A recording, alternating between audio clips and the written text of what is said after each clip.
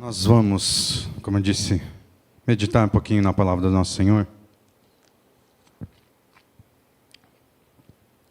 Sobre a mãe aí que descobriu azeite em casa. E vamos nos basear aqui nesse texto aqui de Reis, que é uma história assim que, pelo menos lá no departamento infantil, a gente estudou bastante, a gente gostava de fazer o desenho da mulher com o azeite pequenininho, derramando e multiplicando, né, todo o azeite. Eu tenho assim muito claro que eu estudei isso lá na época do departamento infantil. Mas aí, agora já adulto, será que a gente consegue tirar alguma coisa de diferente numa história dessa?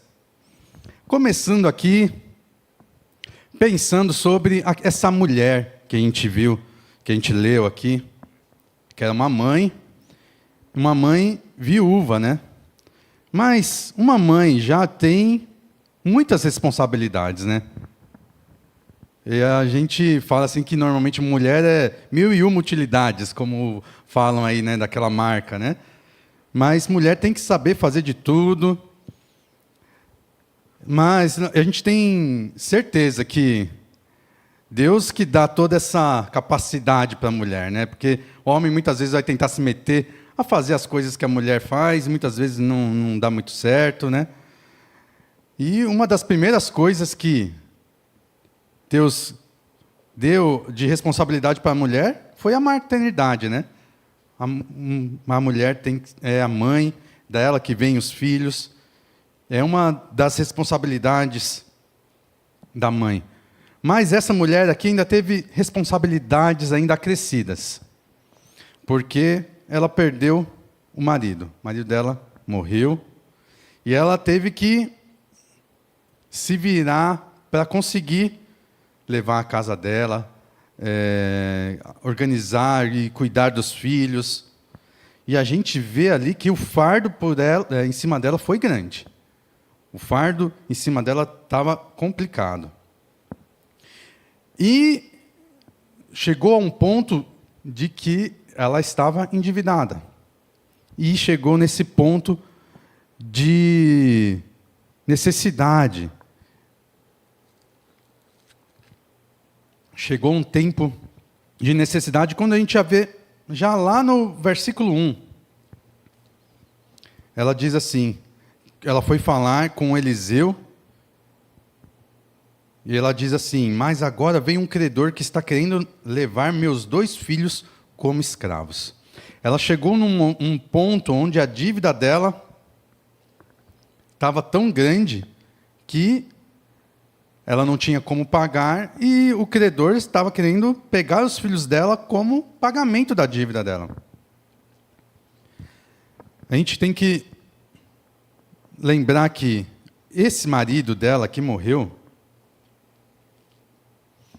ele trabalhava assim, ele era um discípulo de Eliseu. Ele estava lá na obra de Deus, ele estava fazendo a obra de Deus, estava estudando. Ele deve ter sido um homem de fé. Ele não era um homem qualquer. Ele sabia, ele estava seguindo a palavra de Deus, estava se instruindo, estava ajudando um servo, um profeta de Deus. Então, ele era um homem correto, não era um homem que saía para a gandaia, não era um homem que não se importava com a família, ele era um homem correto. A gente pode ver que ele era assim, mas veio a faltar para a sua família. Ele devia ser corajoso também, porque naquela época os profetas, os homens de Deus lá, muitas vezes eram perseguidos, né, por trazer uma palavra de Deus que não era de acordo com os governantes. Então, ele devia ser um homem corajoso, mas também ele não devia ter muito dinheiro, porque isso normalmente não traz muito dinheiro. Então, a gente entende um pouco da situação. Mas a gente também pode ver que, pelo que parece, ele morreu jovem. Deixou filhos ainda a ser criados. E aí tem o problema para a mulher. Com a morte do marido, as dívidas ficaram. E aí a mulher se vê nesse fardo, né? O credor vindo cobrar o dinheiro, ela se vendo a ponto de perder os filhos. O que ela faz? Qual que é o posicionamento dela no momento desse? Se desesperar? Deixar levar e é assim mesmo que é a vida? O interessante que a gente vê aqui, o que ela foi fazer? Foi buscar orientação do profeta, o homem de Deus. Foi buscar uma resposta de Deus. Ela não ficou lá tentando resolver sem a ajuda de Deus. Ela foi buscar da sabedoria e da ajuda de Deus. E a gente pode ver aí depois no resultado como que ela foi abençoada quando ela tomou essa atitude de não tentar fazer as coisas pela força dela, mas ela foi buscar a orientação de Deus. Ela viu a resposta para a necessidade dela não estava longe, estava dentro da própria casa dela. A gente vê do versículo 2 até o versículo 4, a gente lê um pouquinho sobre isso. E a gente vê assim, a primeira coisa, o profeta lá, Eliseu, deparado com esse questionamento da mulher, ele já começa a pensar, o que eu posso te fazer?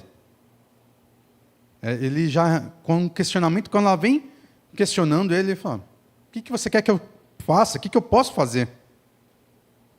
E nesse pensamento dele, nessa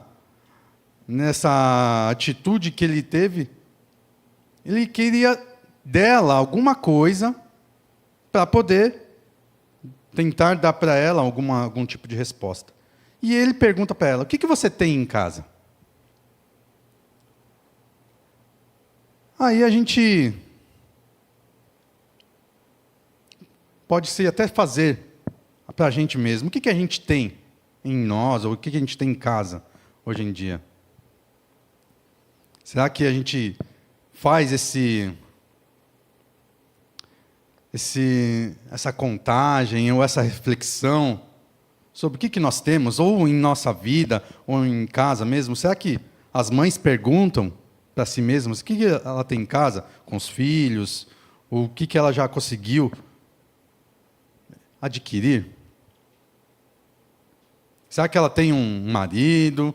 Será que ela tem comida suficiente? Dinheiro para comprar as coisas? Será que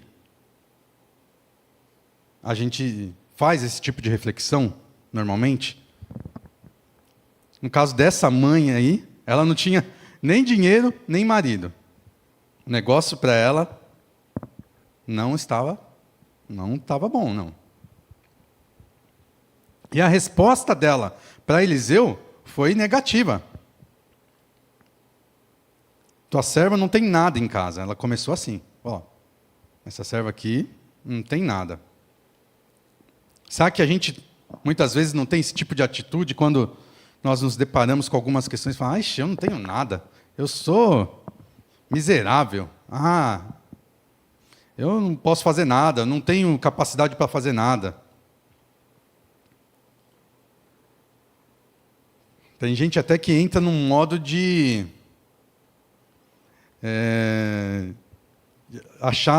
encontrar dó em si mesma, né? Que coitadinho de mim. Mas a gente pode ver aí no texto que um pouco depois ela falar, essa serva aqui não tem nada, ela continua. Ela começou assim, eu não tenho nada. Mas aí ela se lembrou. Se não, um pouco de azeite, uma botija de azeite. Ela lembrou que não era nada mesmo que ela tinha. Ela tinha alguma coisa lá. Ela não é que ela não tinha nada, não. Ela tinha lá um pouquinho de azeite. E esse foi o ponto aí que a gente tem que nos lembrar. Esse foi o ponto decisivo para o milagre acontecer na vida dessa mulher e da família dela. A gente canta aqui algumas vezes um hino que fala assim: conta as bênçãos, conta quantas são recebidas da divina mão. A gente, desde quando, é bom nós fazermos um inventário da nossa vida. Saber o que a gente tem, saber o que nós recebemos do nosso Deus.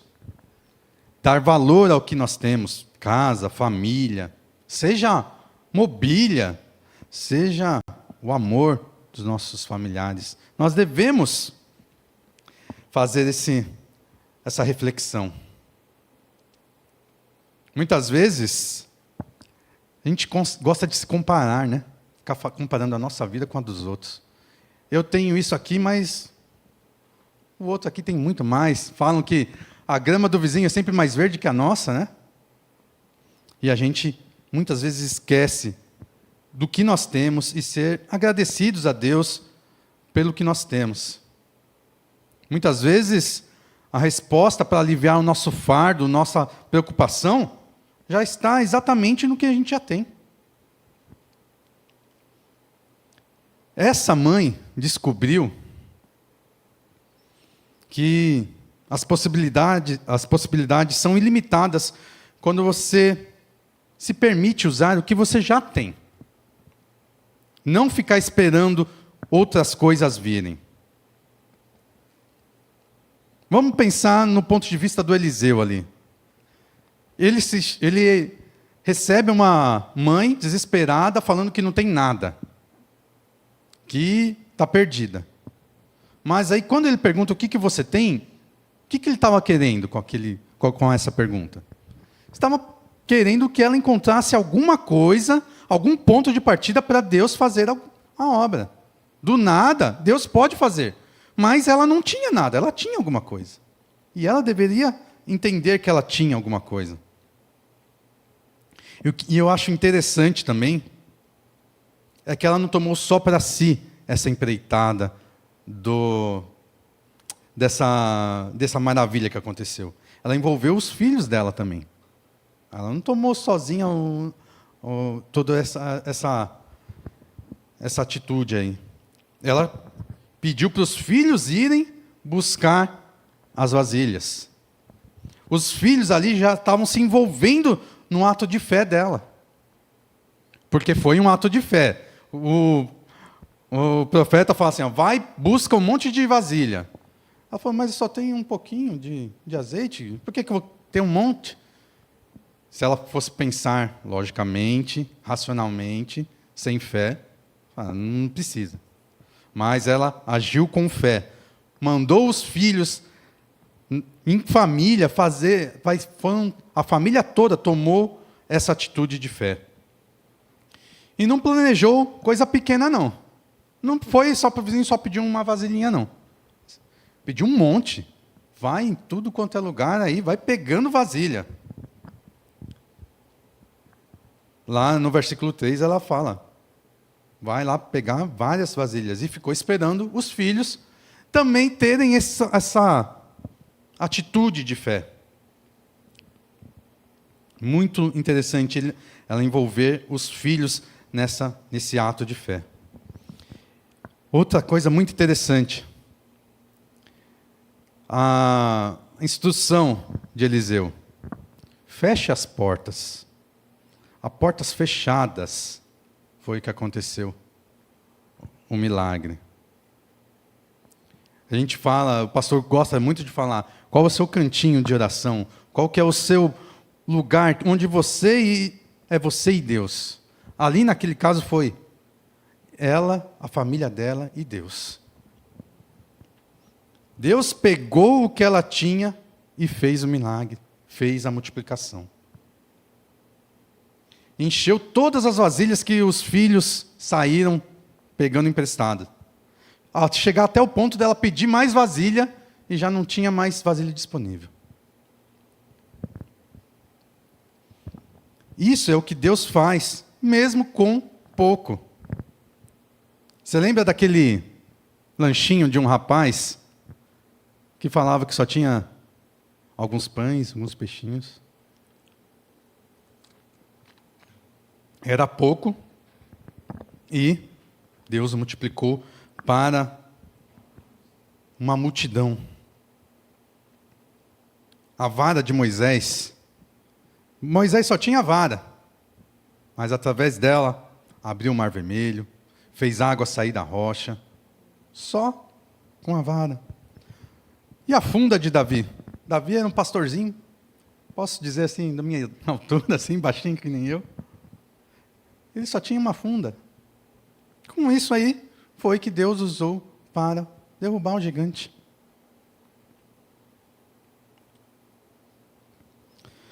Meu irmão, minha irmã, para a gente concluir. Será que você tem a noção que tudo que você tem é suficiente para Deus usar? Será que você já pensou nisso? Será que você já fez algum inventário do que você tem em casa? Será que o que você tem, você já colocou à disposição do nosso Deus? Tem um teólogo que diz assim: nosso Deus tem recursos ilimitados.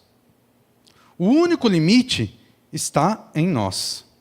Nosso pedir, nosso pensar, nosso orar são muito pequenos. Nossas expectativas são demasiadamente limitadas.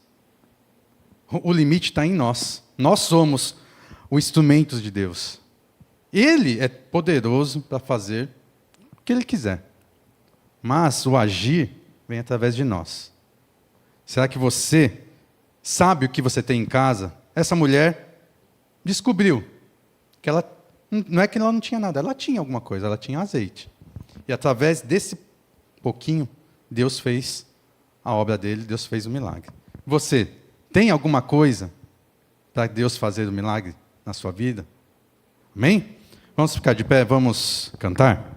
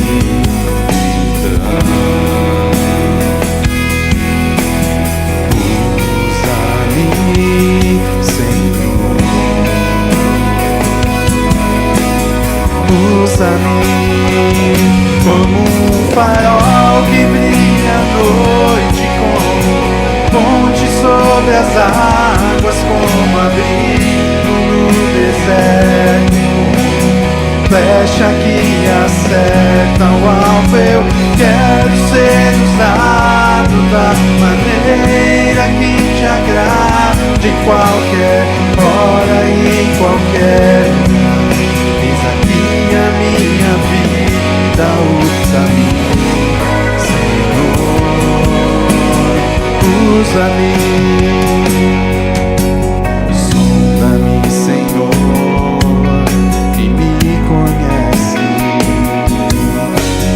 Levanta o meu coração.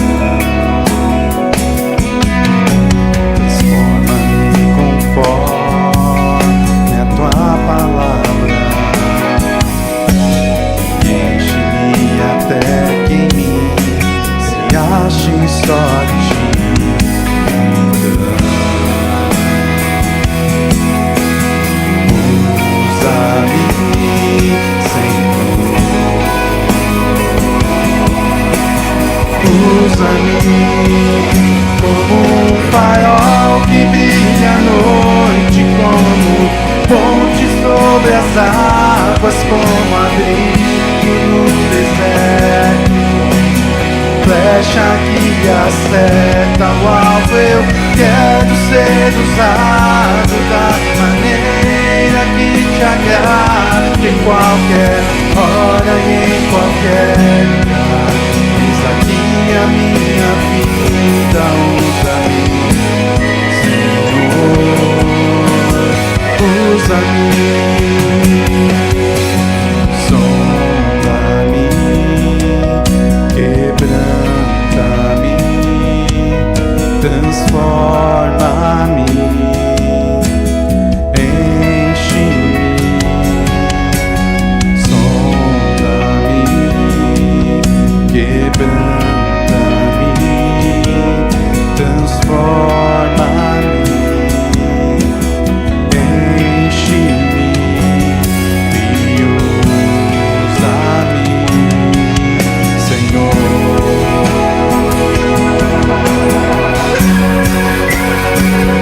Como um farol que brilha à noite, como ponte sobre as águas, como abrigo no deserto.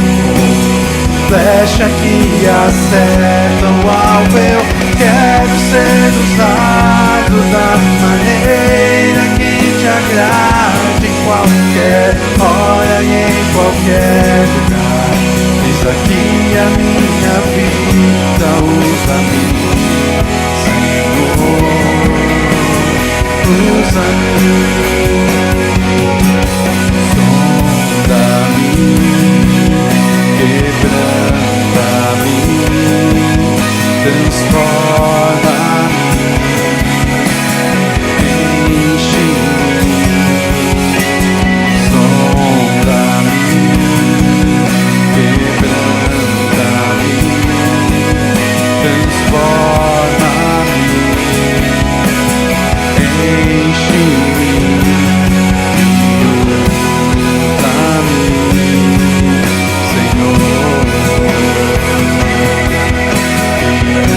usa-me, Senhor,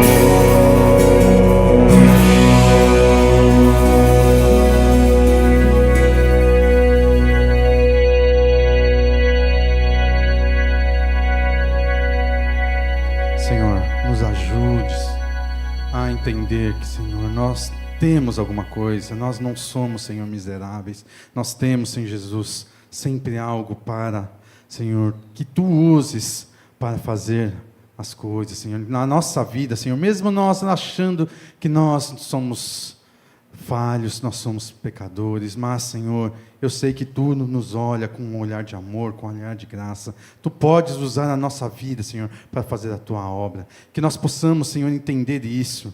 Que, Senhor, quando Tu precisares de nós, nós estejamos à Tua disposição para fazer a Tua vontade, Senhor Jesus. É isso que nós te pedimos, em Teu nome e para a Tua glória. Aleluia. Meus irmãos, nós vamos agora para o momento da nossa oferta. Nós vamos colocar no altar do nosso Senhor Jesus ofertas voluntárias, nós vamos colocar o dízimo,